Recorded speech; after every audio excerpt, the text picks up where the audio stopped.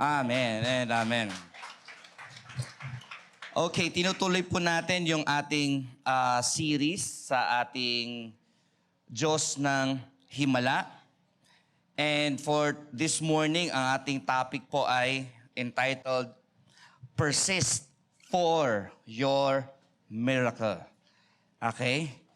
At ito ay story base dun sa babaeng dinudugo for 12 years. So, basahin muna natin yung ating passage before we go sa ating main idea. Passage muna. Mark chapter 5, verse 24 hanggang 34. Okay, join me po sa pagbasa. Sumama naman si Jesus, ngunit sumunod din sa kanya ang napakaraming tao, kaya't halos maipit na siya. Kasama rin doon ang isang babaeng 12 taon nang dinudugo. Hirap na siya sa sakit na iyon, at marami ng doktor ang sumuri sa kanya. Naubos na ang kanyang ari-arian sa pagpapagamot, ngunit hindi pa rin siya gumagaling. Sa halip, lalo pang lumala ang kanyang karamdaman. Nabalitaan niya ang tungkol kay Jesus, kaya't nakipagsiksikan siya hanggang sa makalapit sa likuran ni Jesus at hinipo ang damit nito. Sapagkat inisip niyang, mahipo ko lamang ang kanyang damit, gagaling na ako. Agad niyang tumigil ang kanyang pagdurugo at naramdaman niyang magaling na siya. Next. Naramdaman agad ni Jesus na may kapangyarihang lumabas sa kanya, kaya't bumaling siya sa mga tao at nagtanong, sino ang humipo sa aking damit? Sumagot ang kanyang mga alagad, nakikita po ninyong napakaraming nagsisiksikan sa paligid niyo. Bakit po ninyo itinatanong kung sino ang humipo sa damit niyo? Next. Subalit lumingon-lingon si Jesus upang tingnan kung sino ang humipo sa damit niya. Palibhas ay alam ng babae ang nangyari, siya'y nanginginig sa takot na lumapit kay Jesus, nagpatira pa at ipinagtapat ang buong katotohanan. Subalit sinabi sa kanya ni Jesus, anak, pinagaling ka na ng iyong pananampalataya. Umuwi ka na at ipanatag mo ang iyong kalooban, ikaw ay magaling na. Main idea. There are miracles that are received because of persistence. In Tagalog, may mga himala na natatanggap lamang dahil sa pagpupursigi. There are miracles na parang bigla ka na nagulat na, ayan na. Pero may miracles na alam mo, pero wala pa, and then you persist, and then after some time, you receive your miracle. Yan ang pag-uusapan natin. May tatlong matutunan tayo na tungkol sa story na to ng story ng babae. The story is about pain and sickness. Common sa atin yan. Alam mo yan, yung mabuhay ka for 12 years kung sa kaso ng babae, 12 years ka na hindi monthly period, kundi talagang consistent, 12 years. Hindi ko masyado maintindihan yon. Siguro yung mga babae, mas naintindihan niyo yun. And meron ka ng sickness, at hindi na mention kung may family siya, no? Pero alam mo yun, ang hirap isipin mga kapatid na dumaraan ka sa ganitong physical sickness o emotional sickness, and then ang tagal. What do you do with that, mamaya? It's a story of hopelessness.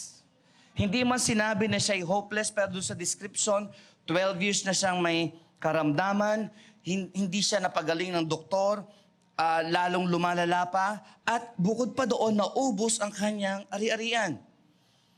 So, hindi lang para ito about sickness, kundi financial problem na parang sapin-sapin na.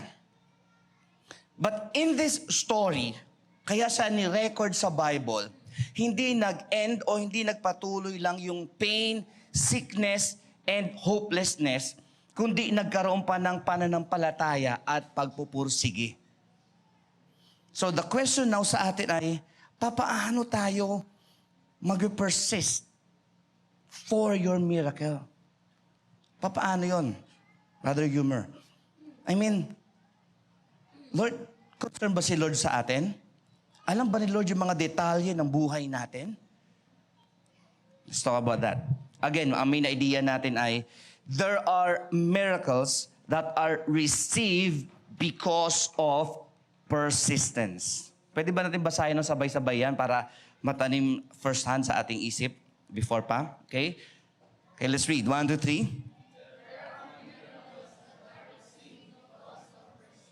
3. In Tagalog, basahin natin ng sabay-sabay at malakas. Tagalog.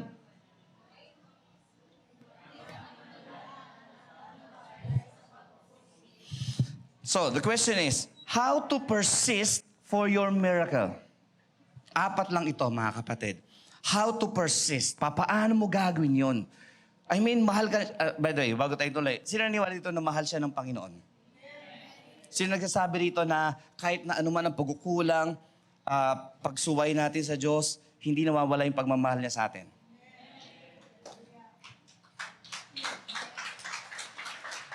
Amen. Number 1, mga kapatid, how to persist for your miracle? Know if your need is legit. May mga tao na gusto ng miracle pero hindi legit yung need. Kasi hindi need, kundi wants. Magkaiba yung needs sa wants. Magkaiba yung gusto mo lang sa kailangan mo talaga. Okay? Tanong, gaano katagal nyo na nasubukan na hindi nyo hinahawakan at hindi nyo binabrowse ang cellphone nyo?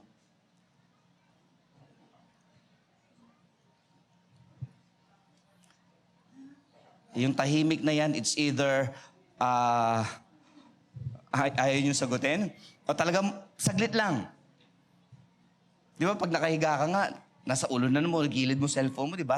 Payo ng mga doktor, dapat malayo sa yung cellphone mo. Para pag nag-ring yung alarm, hindi mo papatayin, kundi tatayo ka talaga. Isa yon. At pangalawa ay yung radiation or something na ganyan. Pero gaano katagal?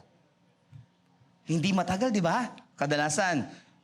But the question is, ang cellphone ba ay needs o wants? May nagsasabi, needs yan basta kasi communication eh. Okay? Pero bakit? Pag nakasakay ka sa jeep o bus o nag-aantay ka somewhere, tapos ang cellphone mo ay nasa bulsa mo or nasa bag mo, and then bigla may nag-angat na sa tapat mo or somewhere, nakita mo, inangat yung cellphone niya at nag-cellphone siya. Ano yung temptation? Ay, chinek niya yung cellphone niya. Check ko rin cellphone ko. Di ba? Tempting. Kahit na hindi nag-vibrate, hindi nag-ring, wala ka inaantay na tawag, something na gano'n, wala kang kailangan gawin sa cellphone mo, pero nakita mo. So those are things na minsan hindi natin talaga need, pero may nag-uudyok sa atin na gawin natin o gustuhin natin. At yun ang kailangan natin malaman. Assess your situation. I mean, check natin yung buhay natin. Nasaan ka ngayon sa buhay mo? Meron bang pangangailangan sa buhay mo? At yung pangangailangan mo na ba iyon ay legit? At kung napangalanan mo na yung pangangailangan mo, concern ba si Lord sa pangangailangan mo? Of course, the answer is yes. Pero that's the number 1 eh. If you want to persist sa iyong miracle, dapat alam mo kung anong kailangan mo. Hindi ka pwede magsabi na, Lord, bahala ka na, basta i-bless mo ako. Pwede ba yun? Pwede, pero shotgun approach yan. Pero what you can do, ay talagang magsabi ka sa Panginoon na, may kailangan ako. May kailangan ako na, Lord, ito yun. Yung babae, as you can see, sa verses 24 to 27, mga kapatid, makikita nyo doon na alam niya yung pangangailangan niya. At yung sinabi niya lang, yung words niya mismo, okay, nasa na ba yun? Verse 28, sabi niya, 27, she had heard the reports about Jesus and came up behind him in the crowd and touched his garments.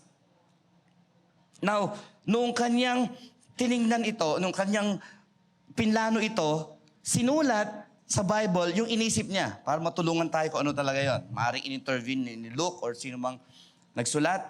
At ang sabi doon, if I touch even his garments I will be made well. Okay, wait lang. I'm looking at the verse.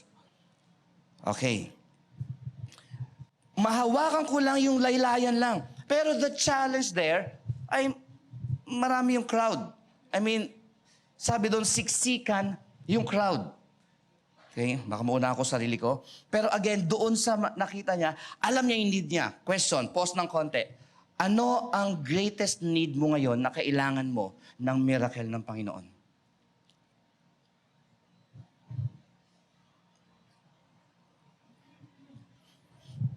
Ipag-pray natin yan habang nagsalita ako rito. I'm sure kinakausap tayong lahat ng Panginoon. Amen ba? And actually, we need to pause. Saglit lang. Let's pray. Father, tulungan mo kami na ma-identify yung specific need namin na legit. Katagpuin mo, Lord God, ang bawat isang naririto. Hindi aksidente, Lord, ba't naririto ang aming mga sarili sa pagkakataon na to or even as online. Lord, we have a need. At tulungan mo kaming ma-identify iyon. At sundan pa yung next na process. Thank you, Lord. In Jesus' name. Amen. Number 2, mga kapatid. Seek God's intervention against all odds. I mean, natry na ng babae yung mga doktor, natry niya ng ibenta lahat ng ari-arian niya, natry niya na siguro nakasulampak sa sulok ng kama niya, sa sulok ng kama tuloy, sa sulok ng kanyang kwarto, natry niya rin siguro kumausap ng mga tao, natry niya siguro lahat-lahat. Pero, there's no miracle eh. Until, ang sabi ng verse, nabalitaan niya. She heard the reports about Jesus. Brethren, wag na tayong magkaroon ng pagdududa sa Panginoon. When we come sa Panginoon, when we approach God, huwag mo nang pagdudahan ang kaya niyang gawin. Hindi doon ang issue. Hindi doon ang pangangailangan. Hindi yon ang question. Ang question ay, gusto mo bang lumapit sa Diyos at makialam ang Diyos? Ano Tagalog na intervention? Makialam ano? Intervene. Kailangan ng divine intervention, mga kapatid. At yung divine intervention na yon, maaring sickness ang problem mo, physical, maaring emotional sickness, maaring financial, maaring problema talaga sa buhay, maaring sitwasyon, whatever man yung need mo, mga kapatid, i-identify mo at hayaan mo ang Diyos na makialam, and against all odds, kung may mga taong nakaharang, katulad sa babae na to, mga kapatid, maraming tao nakaharang, ang goal niya lang, may goal siya, mahawakan ko lang yung laylayan. Mindset leads to habits that leads to actions. Nagsisimula sa mindset yan. Kung ang mindset mo ay mahirap ka, then totoo nga yun. Wait ka lang, mag-manifest yan sa'yo. Kung ang mindset mo walang imposible sa Diyos, then wait ka lang, mag-manifest yan sa buhay mo according to God's will and God's way. Kailangan mo simulan sa mindset. Huwag ka agad magsabi ng busy ako, hindi kaya, kulang ang pera, imposible, ang hirap. Katulad nung sinare ko last week, mga kapatid, yung 10 spies, sabi niya, maganda yung lugar, pero imposible mangyari yun. Binaliwala ang promises ng Diyos, binaliwala ang ganda ng resulta kapag sumunod dahil sa mindset. Negative mindset. Ay, hindi na magbabago yan ako. Ganito na sitwasyon ko, dito magbabago. Then, kung ano iniisip mo, yun ang magiging gawi mo at yun ang magiging kasanayan mo at actions mo. Either negative or positive. So once again, mindset leads to habits that lead to action. Number 3, mga kapatid. Acknowledge God for your miracle. Doon sa story, nakakapagtaka, mga kapatid, na Hindi alam ni Jesus kung sino humawak sa kanya. Okay? And this is one of the unique na miracle na walang, na hindi, na nangyari na hindi direkta alam ni Lord. Of course, ngayon, alam ni Lord lahat. Pero doon sa story, magtataka ka, nagtanong si Christ, ano yung tanong niya? Sa verse 30. Sabi niya, and Jesus, perceiving in himself that power had gone out from him. Si Lord powerful, si Lord punong-puno, at talagang kung sa battery, full charge yan lagi. Di ba? Full charge lagi yan si Lord. Pero nung time na yon, hindi niya alam na kapag discharge siya, pero may kumunik. I don't know kung type C ito o lightning ang ginamit niya. Basta kumunik yung babae na to at yung source of power, listen here mga kapatid, yung source of power ay nakuhaan niya without the source knowing. Yun ang isang puzzle sa akin at hindi ko masyado siyang maunawaan in the sense na, how come? Pero of course, hindi sinabi ng Bible. Ang malinaw na dito mga kapatid ay, yung babae, nakuha niya. Nakuha niya yung legit need niya at nagkaroon ng divine intervention. Sabihin niyo nga, legit need. Sabihin niyo, divine intervention. At dahil doon, mga kapatid, para hindi mahirapan si Lord, okay, parang, yung babae, nagkusa na. Sabi muna ng mga disciples, you see the crowd pressing around you and yet you say, parang lahat naman ata nagpipress sa'yo. So, ibig sabihin lahat nakakahawak, bro. Pero isa lang ang may legit na type C o lightning cable para makakuha ng power.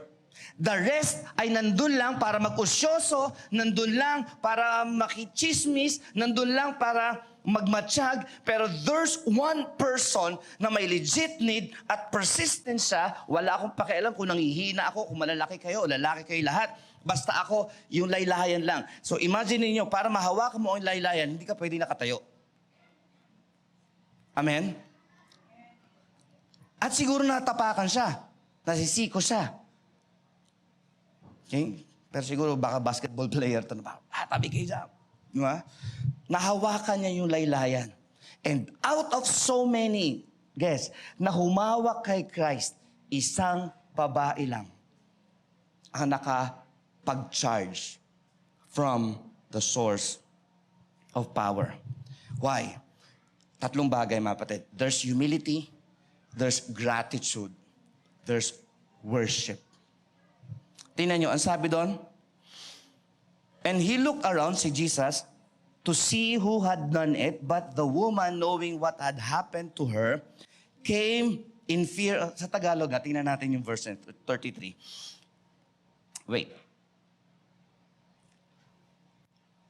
Palibhas ay alam ng babae ang nangyari. Siguro nagtatanungan yung mga disciples at si Christ. Sabi niya, ay, sandali, malakas na ako. Maaring tumayo na siya. At ang sabi doon, siya'y nanginginig sa takot na lumapit kay Jesus. The Chosen. Wow. Try niyong panoorin. The Chosen. Ang sabi rito, nanginginig sa takot na lumapit kay Jesus, nagpatira pa. Brethren, yung pagpatira pa sa Bible, yan ay symbol ng paggalang, pag-honor. Kay Christ, ang dating niyan, the lady is worshiping. May mga posture, mga kapatid, na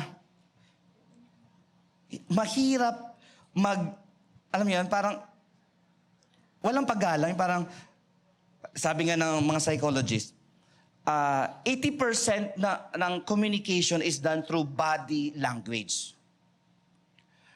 Sa may namit ako mga Koreans, tinuruan ko kami paano mag-bow. Ang pag-bow ay hindi pa ganun nakatingin ka. Parang akanda mo, kabila kung ano nito. Ang bow, Okay, makikita nyo lang yung bunbunan ko, pero for the sake ng example, gagawin ko po. Okay, pero usapan, huwag kayo masyado mag-react, ha? Okay. Di ba, pag meet ka, sabi niya, kailangan talaga straight ka. Talagang nag-practice kami. Sabi ko, okay, may bandang antipolo. Okay. And then, talagang yung hands mo naka-side ng ganun. Okay? May isa pa akong papakita sa inyo na paggalang sa mga Koreans.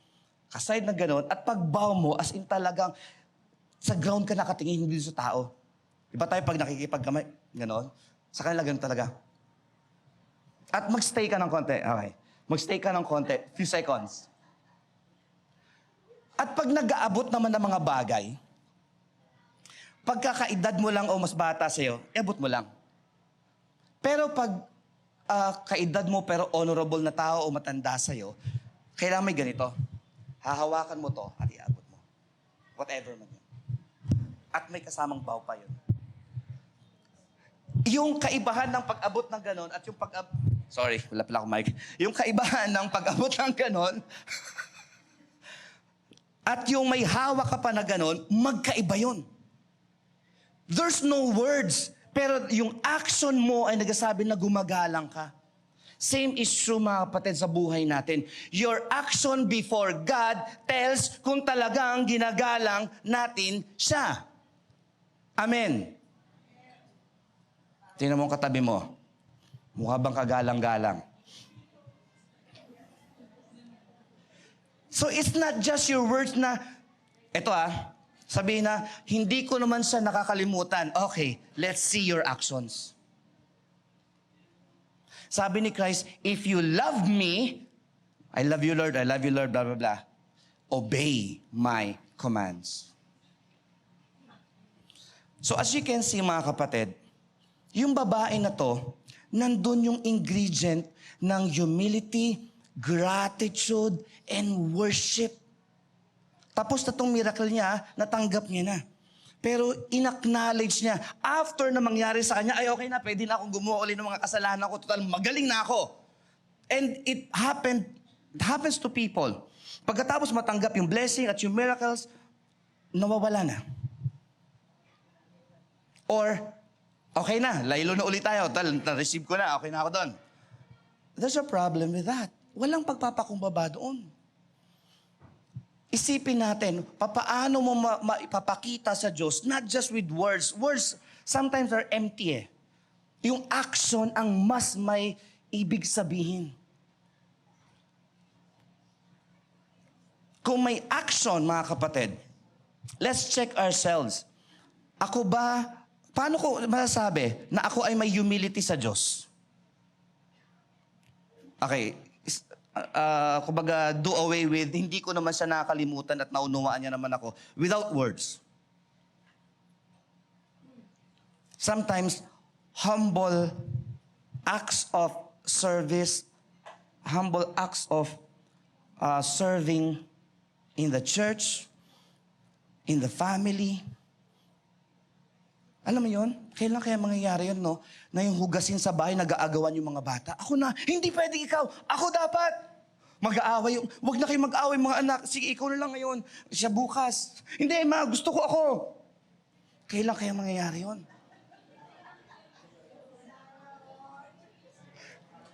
Humble acts of gratitude, mga kapatid, will say a lot. Given before or after ng miracle mo, especially after, after ng miracle mo, how humble are you? How humble are we? How's your worship sa Panginoon?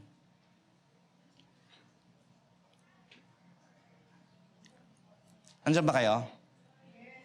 Okay, tingnan mo yung katabi mo at buhay pa ba yung katabi mo? Okay.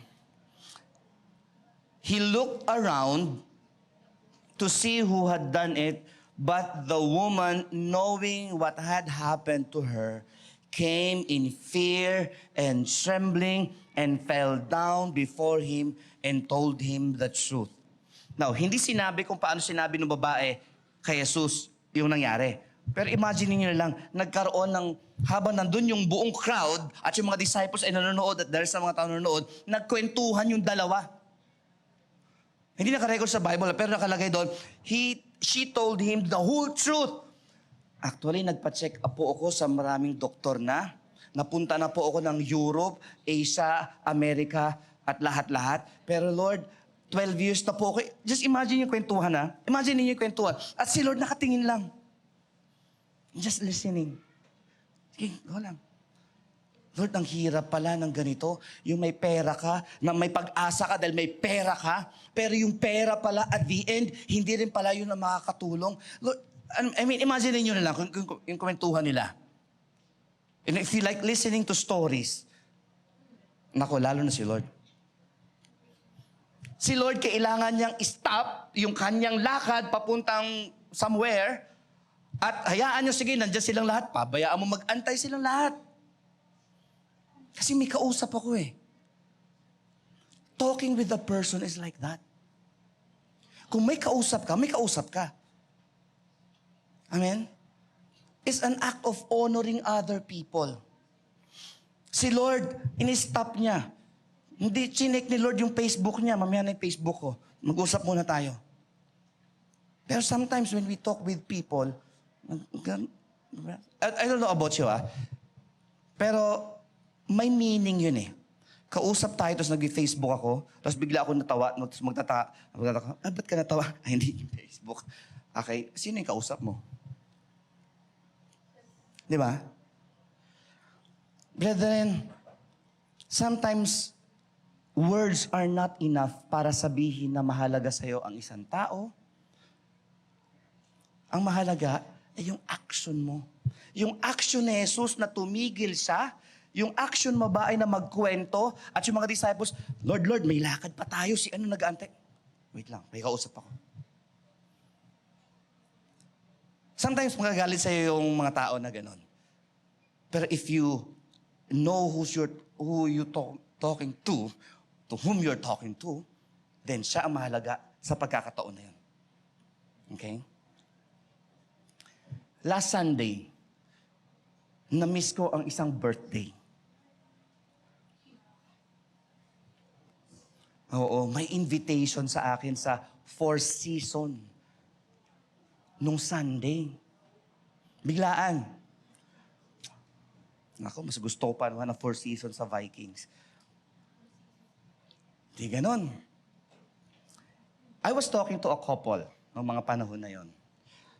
At sumagot ko ako minsan, ay wala, sige mamaya na. Since nasa likod ko ang phone, kaharap ko yung kausap ko, nakikita nung kausap ko, ay, sabi ko, sige mamaya na, tayo muna mag-usap. Okay? At may namiss ako. Pero salamat na lang naunawaan ng mga kapatid na yon, yung sitwasyon natin.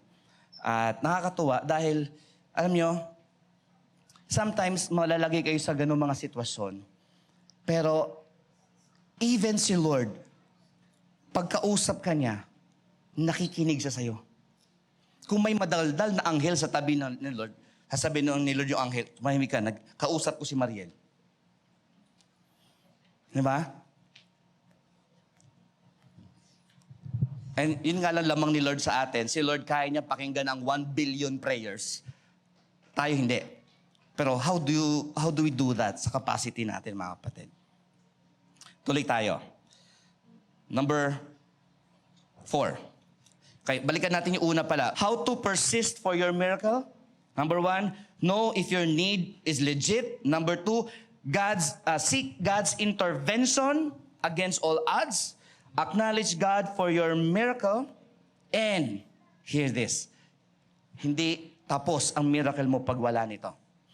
Receive God's seal, selyo, tatak for your miracle.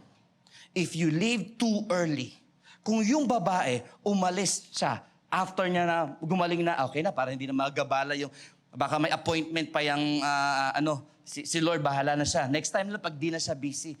Pero hindi, she just stood there, nanginginig, nagpagpatira pa, Lord, ako pala yun.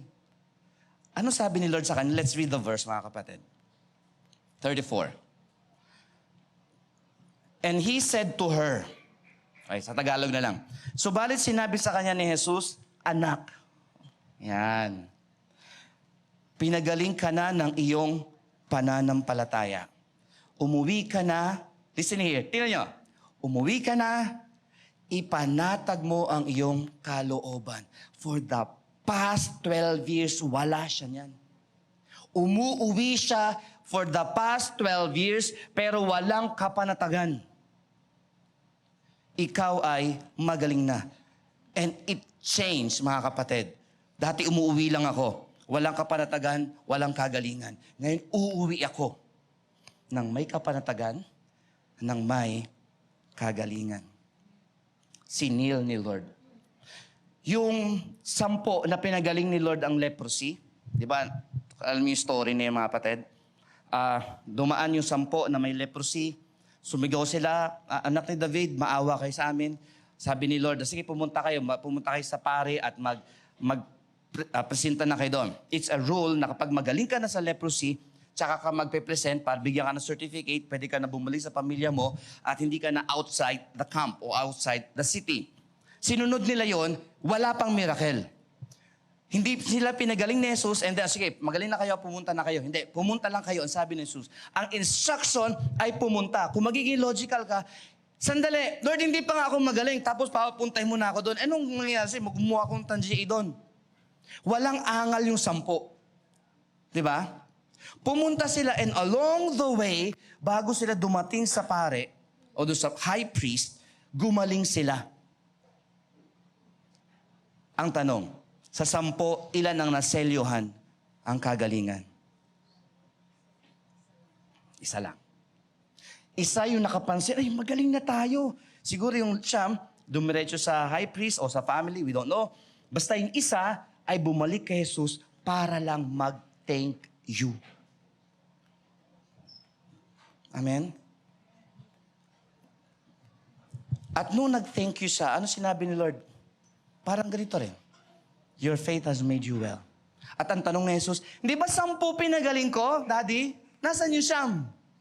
Sabi ni Daddy, Lord, baka dumaan ng Fisher Mall. Kasi matagal na silang di nakakapag-Fisher Mall. Bakit? Inuna ang Fisher Mall. Of course, baka iba dyan sa inyo, i-check sa Bible yung Fisher Mall, ha? Okay? And then sabi niya, wala bang ibang nagpasalamat kundi ang foreigner na ito? Hindi pa Hudyo. Samaritan pa. Now, once again, mga kapatid, receive God's seal for your miracle, your faith in God's shalom. God seals your healing.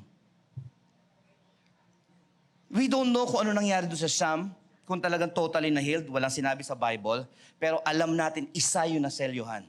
Hindi natin alam kung ano nangyari doon sa ibang may sakit nung time ng babae na dinudugo for 12 years, pero alam natin yung babae ay naselyuhan ang kanyang kagalingan. How do we receive God's seal of healing? Wala si Lord personally ngayon. It's either you spend time sa pag-worship sa Kanya, personal, or church. Ang church para mga kapatid ay ang prinsipyo bakit tayo nag-church ng sama-sama. Kasi for the past 6 days, busy ka sa trabaho, whatever man, personal mo, on the 7th day, okay, yung principle ito ng Sabbath. Pero again, yung Sabbath talaga ay yung Saturday. First Sunday, Sunday tayo natin ginaganap, according sa history, dahil yun yung araw na nabuhay na muli si Jesus. Okay? At yung iba, ayaw na nang sabayan yung mga Hudyo. So, whatever reason, basta we have 7 days, gamitin mo saan yung 6 days mo. But on the 7th day, honor the Lord. Honor the Lord. Come early. Tingnan mo ang katabi mo. Okay, Lord, patawarin niyo po kaming lahat. Huwag niyo pong ibilang ang kasalanan na to sa aming lahat, Panginoon. And just honor the Lord, mga kapatid. Binless ka ng Panginoon for 7 days. Nagigising ka araw-araw for 7 days. Nakakain mo yung gusto mo for 6 days. On the 7th day, mga kapatid, honor the Lord. Drop everything. At hindi naman siya 24 hours na nasa church ka. Malakas sa kuryente yon. At hindi ko kayo papayag magstay dito ng ganon. Pero it's 10 to 12 in the morning ng Sunday. O sa ibang time, kung meron ibang time, there's many ways, mga kapatid, para parangalan ang Diyos. If legit ang reason, we understand that. Pero if the reason is not legit, try again. Amen? Amen ba? Sino dito? Sige po, palapakan po natin ang Panginoon.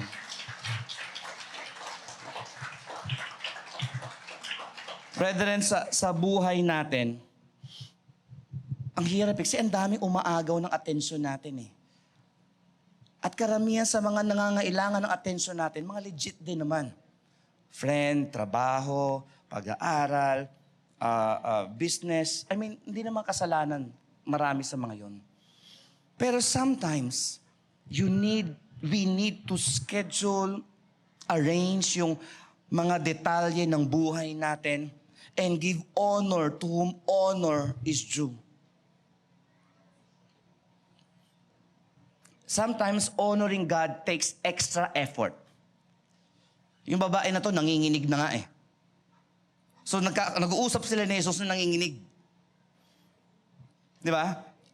Maaring ibang mga disciples sumatawa.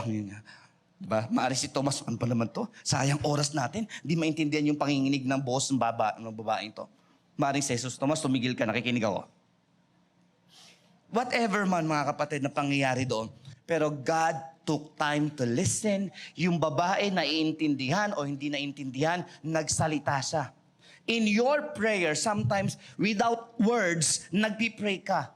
At ang sabi ng Bible, yung groaning na yon, yung words na hindi kayang sabihin, and God searches your heart, pero na-search ni Lord ang puso mo, Joel, alam niya na yung prayer mo. Na hindi si Joel, sabi ng Holy Spirit, Lord, nagsasabi siya yung salamat daw dahil wife niya si Melissa. Okay. Daw si Joel, Lord, salamat daw dahil bibili na sila ng 4 wheels daw. Okay. Walang word. Ano yan naman yun? Salamat daw, nakapag-Bible study siya pag Tuesday. Okay.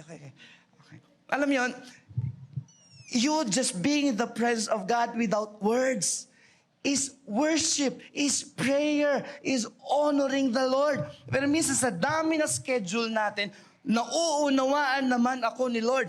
That's why yung miracle mo supposed to be ay dumating na, or yung miracle mo ay dapat mas bongga dyan. We don't know.